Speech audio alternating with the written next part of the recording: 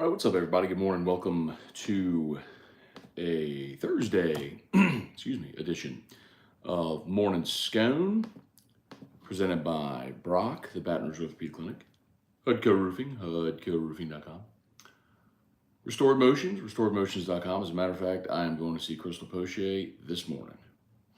Do I need it? And ProCharge EV, prochargeev.com. Eventful day on Wednesday, as we sort of hinted at. Figured Walker Howard was going to pick Ole Miss, and he did. So, staying within the SEC West, going to a spot that I know is going to confuse many why he would make that decision, because they have an incumbent there. And all indications are that they're not done at Ole Miss. That they are, in fact, still pursuing Spencer Sanders, the quarterback from Oklahoma State, fifth-year senior transfer in the portal. And I know a lot of people are going to say, well, why would he leave LSU if he's going to a place that's going to have an incumbent and a fifth-year senior transfer coming in? He'll be right back in the same situation, which would be true, except that everything I can gather, and yesterday on AFR we had Neil McCready from Rebel Grove who talked about this as well. I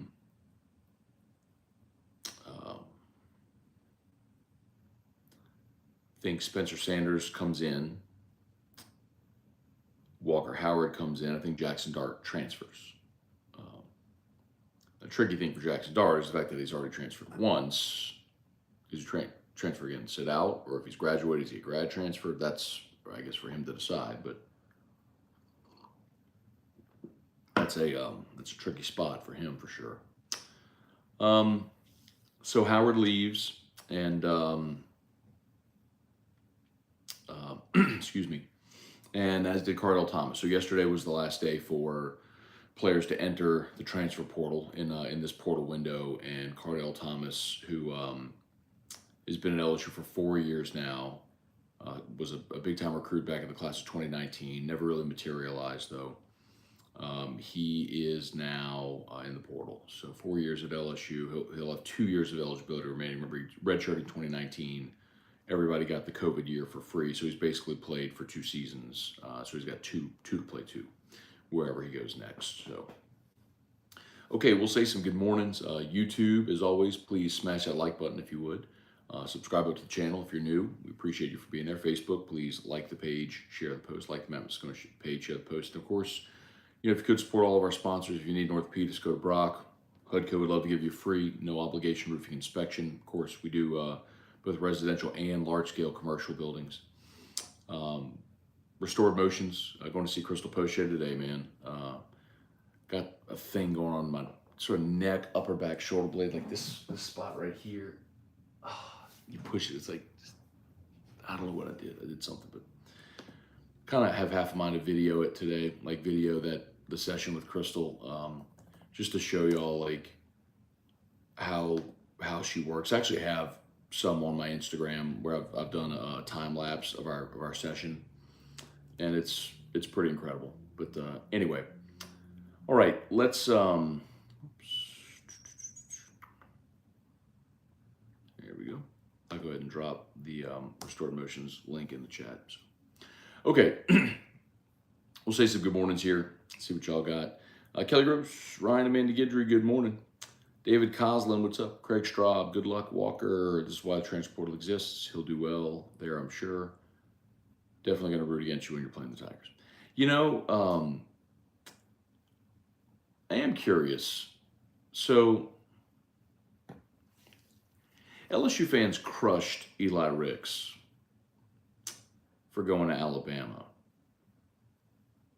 But y'all are supporting Walker Howard at Ole Miss. Someone's going to have to explain that one to me. Bubba Smith, Randy Dabdoob, Chase Pellegrin, Thad Landry, what's going on? Yeah, Craig, Pels need to get healthy bad. Both LSU and Pels lose last night. But LSU, it kind of is what we've talked about for a while. They're just can't score, man. I mean, they had 21 points in the first half last night. They finished on 49 for the game. Like, you're not beating anybody scoring 49 points. So, anyway, they're just, you just got to go through it, man. There are opportunities to win at the end. You just got to get through this phase right now, which is not going to be a lot of fun. And then the Pels last night, same. They got blown out at home by Miami, 124-98. Just couldn't score. Nothing, just couldn't score. So they got to get BI and Zion back in a hurry. I mean, we know that sort of the timeline for Zion. They were going to try him again in 3. He was going to sit for about 3 weeks. But BI's got to give it a go here soon, man. I mean, the guy's missed over 20 games already with a toe. Like, I'm not trying to minimize a toe injury, especially when they're gnarly toe injuries. Like, we've seen your turf toe injuries that can be debilitating. You can barely walk, let alone try to run a floor and play 48 minutes of basketball. But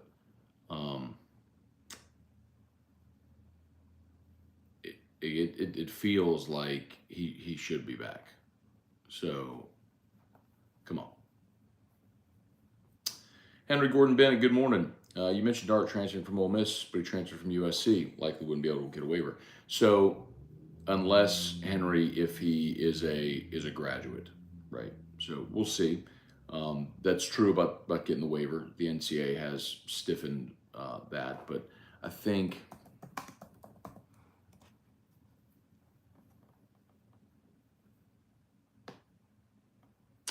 let's see. So Jackson Dart was part of the class of 2021. So he was 1 year at USC, 1 year at Ole Miss. So yeah, I don't think he'd be a graduate. So where does he go? Does he go somewhere else and sit for a year? Does he stay at Ole Miss? It's a good question, but my understanding is that he would transfer. Maybe he does get a waiver, but it's a fair question to ask. But that's all the scuttle out of Oxford, is that Jackson Dart is going to transfer.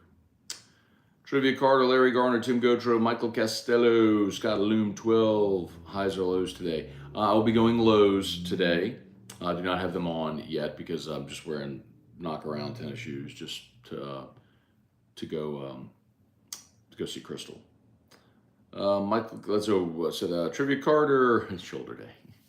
You got to do you can be more versatile trivia. You can't just do shoulders, chest, thighs. Like you gotta mix it up a little bit here, man.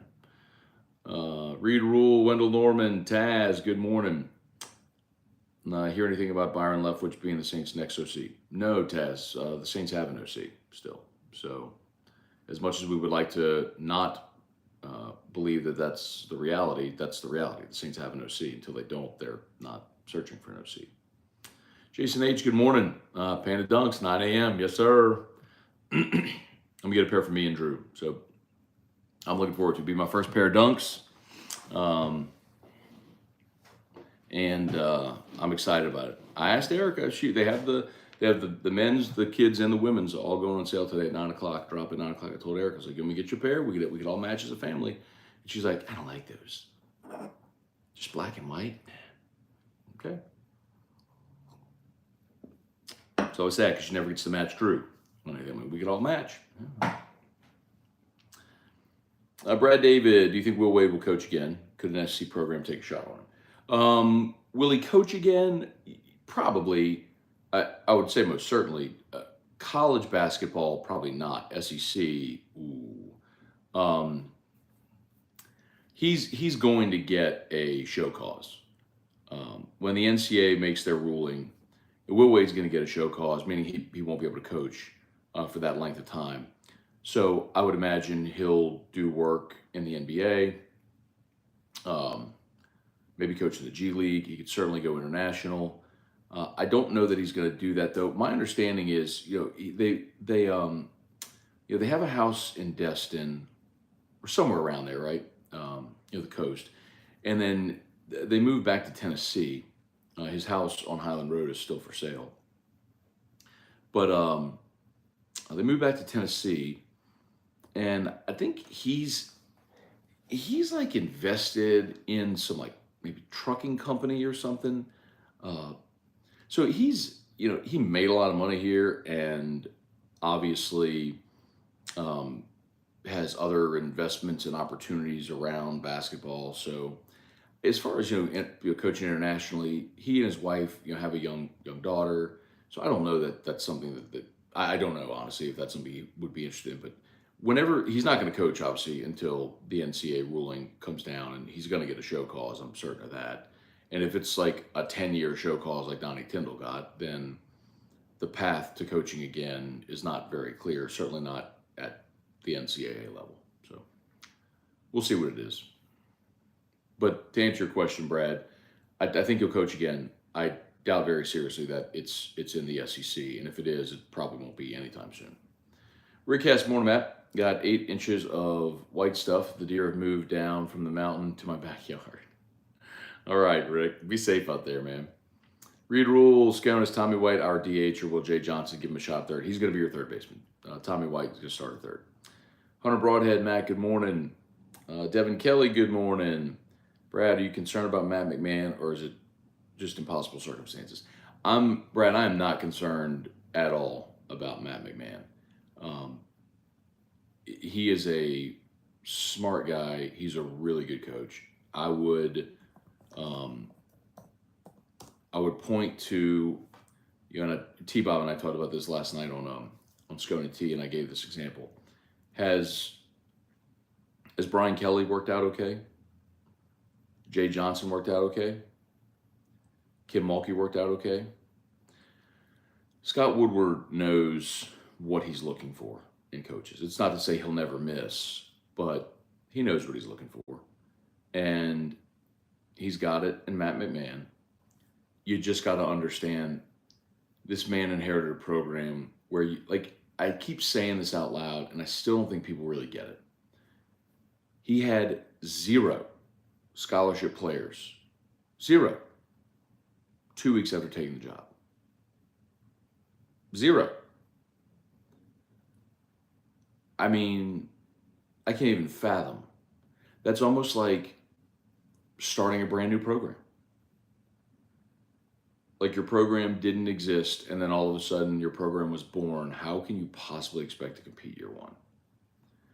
And I had John Brady on the show on Tuesday, and I asked him about that, because remember, when John Brady was hired, it was, of course, the Lester Earl situation. LSU had been slapped with sanctions, scholarship restrictions, and all that stuff, and it was a struggle. His first year, I'm looking at right here, they were 9-18 overall. They went 2-14 in the league his first year. His second year, they went 4-12 in the league. His third year, they won the SEC and went to the Sweet 16. That was Stromae Swift year. They went 28-6, 12-4 in the conference, and went to the Sweet 16. So you just have to give him time. I know patience isn't something a lot of people have, especially in these parts, especially in a transfer portal NIL world, and I understand that completely. But similarly, please understand what that man inherited. Chuck Sanchez, what's up, Chuck? Get it? Up, Chuck? Skip, what's good, man? Roofing materials have been delivered. It's happening. HUDCO getting it done. Thank you, dude. We appreciate the trust. Of course, we can do your roof repair, roof replacement, commercial or residential. We'd love to help you out. So we appreciate Skip for the opportunity, man. Hey, Dad. Good morning, Darren Reeves. Morning, Matt. Eli Ricks was a starter on the team. Howard is looking for the opportunity to be a starter. That's the difference. No, there's no difference whatsoever, actually. There's literally none. It's a different position where you only play one guy as opposed to where you rotate and play multiple. There's no difference.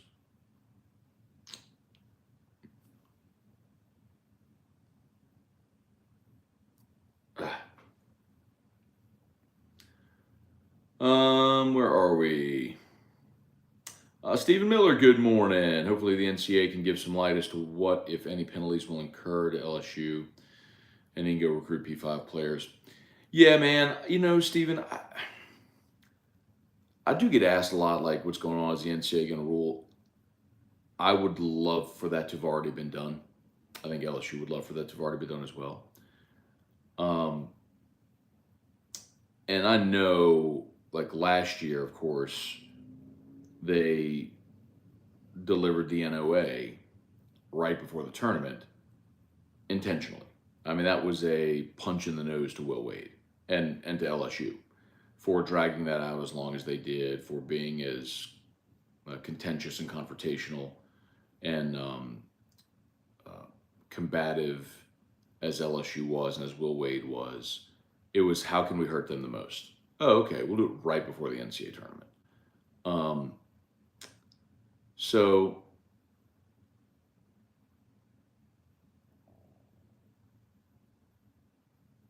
anyway, I wish we'd have a ruling, but I wouldn't be surprised if it's,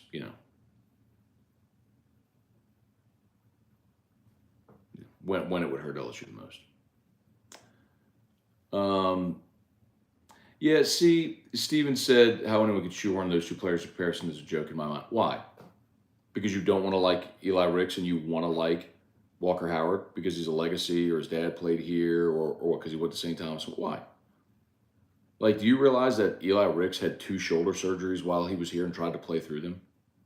Like, that's the kind of thing, like, y'all know me, man. Y'all know me. I don't get down with grown people criticizing amateur athletes, high school and college athletes. And you can throw out all you want about who makes what in NIL money, yada, yada. I don't care. I don't care. Bottom line is, man, LSU fans, for whatever reason, I know why, because when Eli Ricks left, it left your program vulnerable. And the reality is fans don't actually care about the players. Like, that's true. And it's okay. Like, it's not like a shot or anything. I'm not saying like you have to care deeply about these young people and their future. Like, I get it. You want what's best for LSU or your team. You want your team to win. I get it. That's what every fan wants. Like, the only reason that you don't like the portal or you don't like NIL is because of the perception that it could hurt your program. You lose a player like DeMario Tolan because Auburn came in with bags of cash and paid him. Like, that's what happened. There's no logical reason why DeMario Tolan, who might have been a starter next year at inside linebacker at a place like LSU, leaves LSU to go to a place that just blew out its coach after, 2 seasons and is part of a giant rebuild when it's not even close to his home. He's from Orlando. So Auburn came with bags of cash and tried to pay Harold Perkins. Didn't work. Tried to pay Will Campbell and Emory Jones. They stayed. They went after DeMario Tolan. He took the money. Why aren't you criticizing DeMario Tolan? Like, I don't get. I mean, is it because Ricks went to Bama and that's a threat, and Howard went to Ole Miss and they're not? I mean, y'all gotta make up your mind, man. Y'all are drawing way. Y'all are using way too many shades of gray with what players you're going to criticize for leaving and what players you're not. Let's see.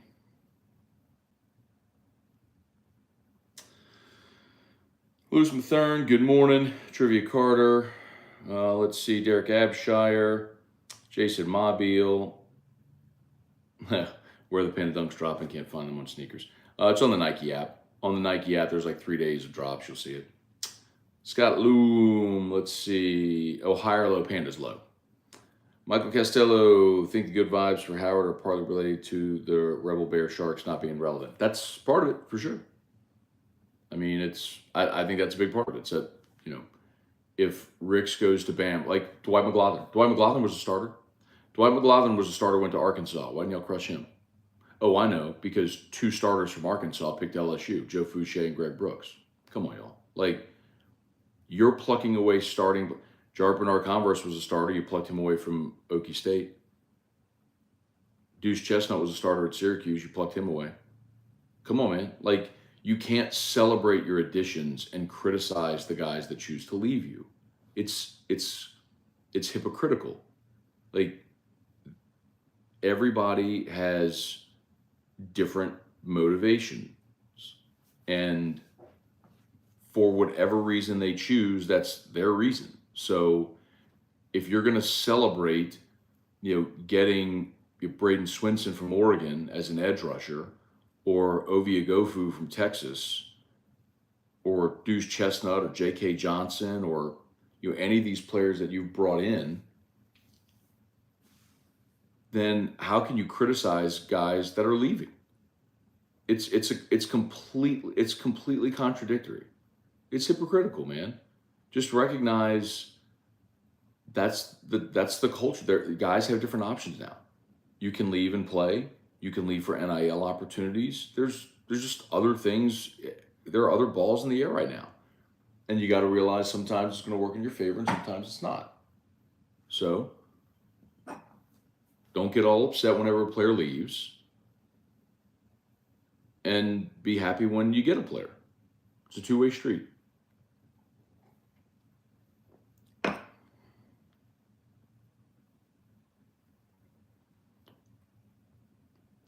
Scott Fontenot, does this mean we can stop talking about Walker?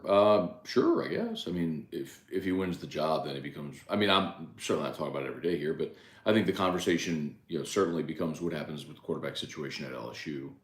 Do they, are they content going into this year with 3? Do they try to bring in another body?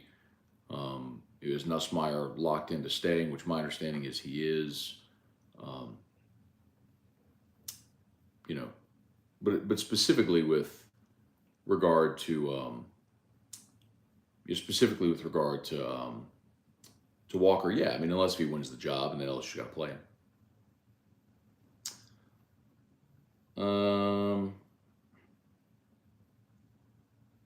I got you, trivia.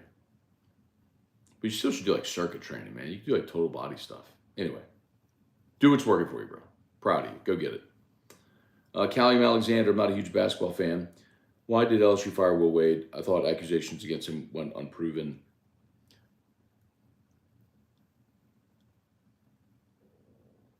Callum, he's on a federal wiretap talking about paying players, man. I mean, of course Will Wade got popped. He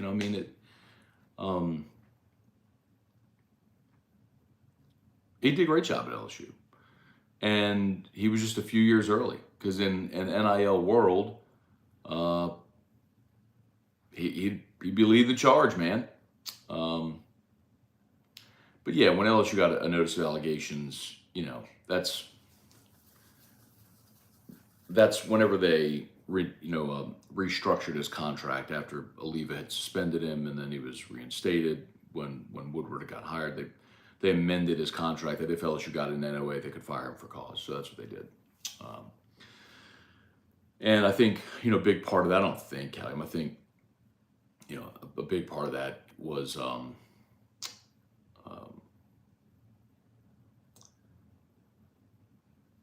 while people at LSU may never say this publicly, and the NCAA may not either, the whole Our Lady of the Lake, Vidal Alexander thing with football is still open. And I believe that the NCAA kept that open as leverage against LSU, because what they really wanted was to pop Will Wade. And they wanted their pound of flesh there. And so they were going to use LSU football as leverage to make sure they got Will Wade. So I think in some respects, LSU could have stood by Will Wade, but I most certainly believe he's going to get a show cause and not be able to coach. And the other part of it is, I think LSU was willing to make Will Wade sort of a sacrificial lamb in order to protect football. Again, that's things that are talked about that will certainly never be talked about on the record by anybody at LSU or the NCAA, but are whispered about in circles that I think make a lot of sense. So, Travis Broussard, good morning. A couple more minutes, y'all. Brian Wynn, Brett DeGrow. Morning, Matt. What are your thoughts on Smoke Wagon? Looking for a review. I think Smoke Wagon's fantastic. There's a lot of different Smoke Wagons. So it's a Las Vegas distilled whiskey, but you've got the uncut, unfiltered. You've got the small batch with the bourbon. There's a rye. So there's a lot of different ones. But the uncut is it's pricey and really hard to find. It's actually not even distributed in Louisiana yet, so you can find it in places outside of Louisiana, but you can't even, like, it's not available for retail in Louisiana yet. But if you can find it outside of the state, I'd really recommend grabbing it. One that's definitely gaining a lot of popularity. Weston Weaver stepping up the shoe game today. It's a Yeezy kind of day. Thanks for the inspiration. You got it too. Jared Esprit, read rule, wonder why the Rashada UF storyline is a much bigger national story. 13 million is absurd. Why? And Reed, you can't put, he said they should put boundaries in place. You can't put boundaries in place, Reed. You can't tell someone what you can't cap someone's earning. Here's what I would recommend you do, Reed. Yeah, I'm serious. By the way, so the Rosters to Riches podcast that we do, me and Pixley and I do. Several months ago, we interviewed David Fleshman. David Fleshman went to Dunham, played basketball at LSU under John Brady. He's an attorney now. And he primarily focuses on sports law with concentration in all this NIL stuff too. And we talked a lot about that.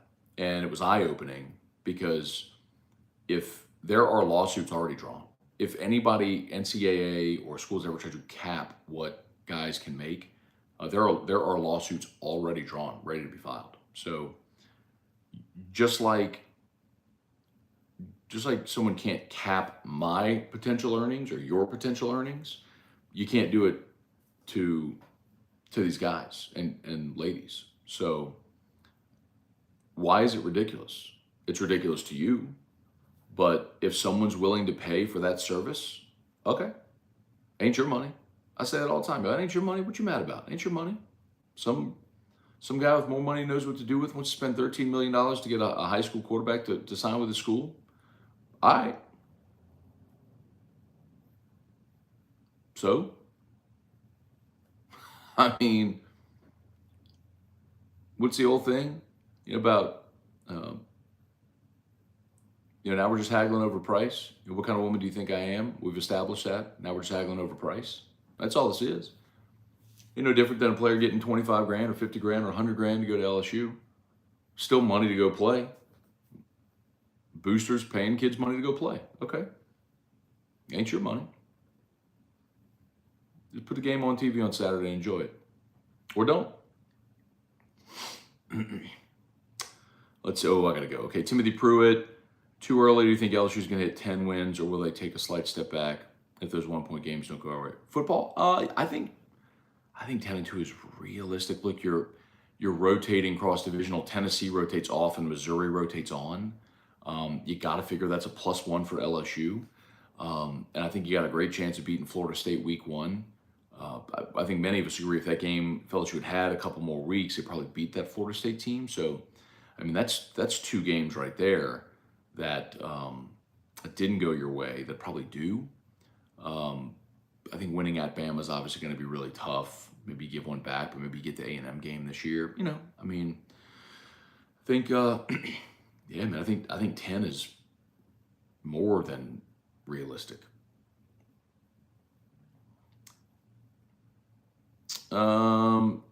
Jared Esprit, H-Town Creole, Rick Hess. Sorry, I gotta get going. It's 8 o'clock. I gotta get going. All right. Man, I appreciate y'all as always for watching. Let's see. Yeah, man. Stephen Miller, they're all saying you're worth what they're willing to pay you. Yeah, man. Done with caring or getting upset about players in the portal. It's what it is.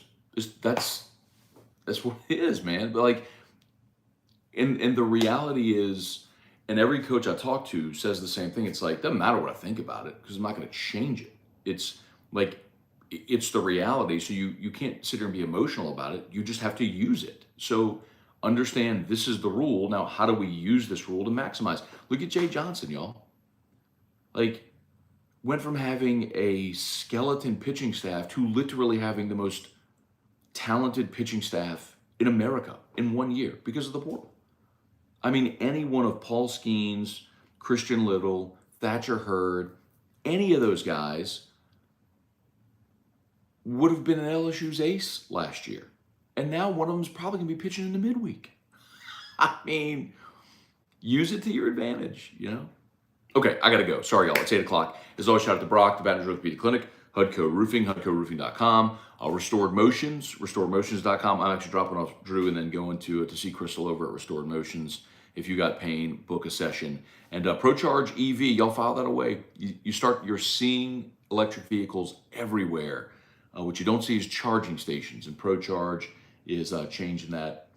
Home or at a commercial business or commercial building, electric vehicle charging stations. If you need them, we got them. ProCharge EV, ProChargeEV.com. Okay, y'all have a great day. LSU Daily is already live. AFR3, we'll see y'all. Have an awesome day. Peace.